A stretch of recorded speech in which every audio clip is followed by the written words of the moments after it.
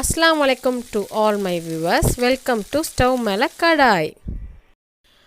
இட்லி மீதி ஆயிடுச்சுன்னா வேஸ்ட் பண்ணாதீங்க. அதை வச்சு இட்லி உப்புமா எப்படி செய்யலான்ட்டு பார்க்கலாம். இப்போ தேவையான இன்கிரீடியன்ட்ஸ் பார்த்துக்கலாம். 7 இட்லி பொடி பண்ணி வச்சிருக்கேன். நல்ல தூளா இது மாதிரி. தேவையான அளவு உப்பு, கருவேப்பிலை தாளிக்க, காஞ்ச மிளகாய் 5 கிள்ளி வச்சிருக்கேன், வெங்காயம் கட் பண்ணி வச்சிருக்கேன், பெருங்காயத்தூள் கொஞ்சம் போட்டுக்கலாம், 1/2 கப் ஆயில், கடுகு உளுத்தம்பருப்பு தாளிக்க, உளுத்தப்பருப்பு 1 டேபிள் ஸ்பூன், கடலைப்பருப்பு 1 டேபிள் ஸ்பூன். ஸ்டவ் ஆன் பண்ணி கடாய் வச்சுக்கலாம். இப்போ எண்ணெய் ஆட் பண்ண போறேன்.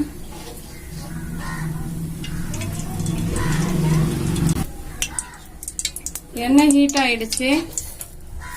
கடுகு உளுத்தம்பருப்பு சேர்த்துக்கிறோம். காஞ்ச மிளகாய் ஆட் பண்றேன்.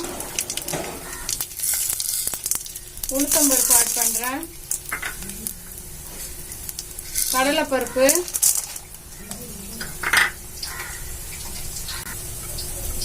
கொஞ்சம் கருவேப்பிலை ஆட் பண்ணிக்கலாம்.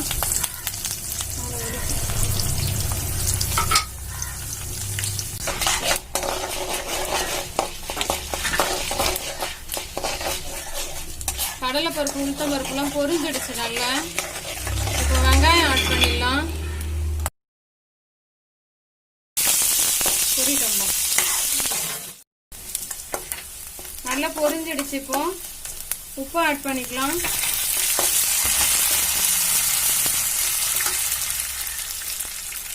பெருங்காயத்தூள் லைட்டா ஆட் பண்ணிக்கோங்க.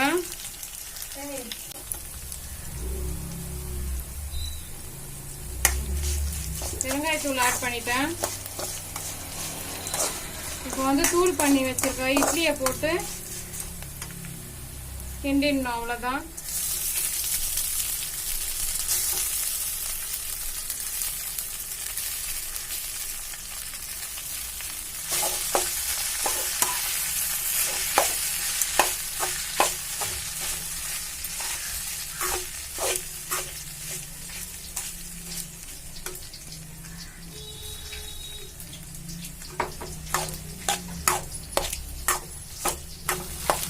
இட்லி உப்புமா ரெடி.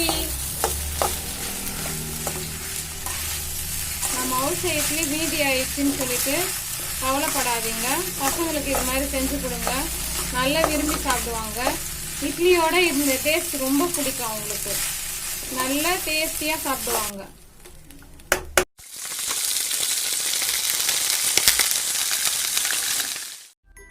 இதை பார்க்குறவங்க லைக் பண்ணுங்க, ஷேர் பண்ணுங்க, சப்ஸ்கிரைப் பண்ணுங்க. மறக்காம பக்கத்துல இருக்க அந்த பெல் ஐகானை கிளிக் பண்ண மறந்துடாதீங்க. அஸ்ஸலாமு அலைக்கும்.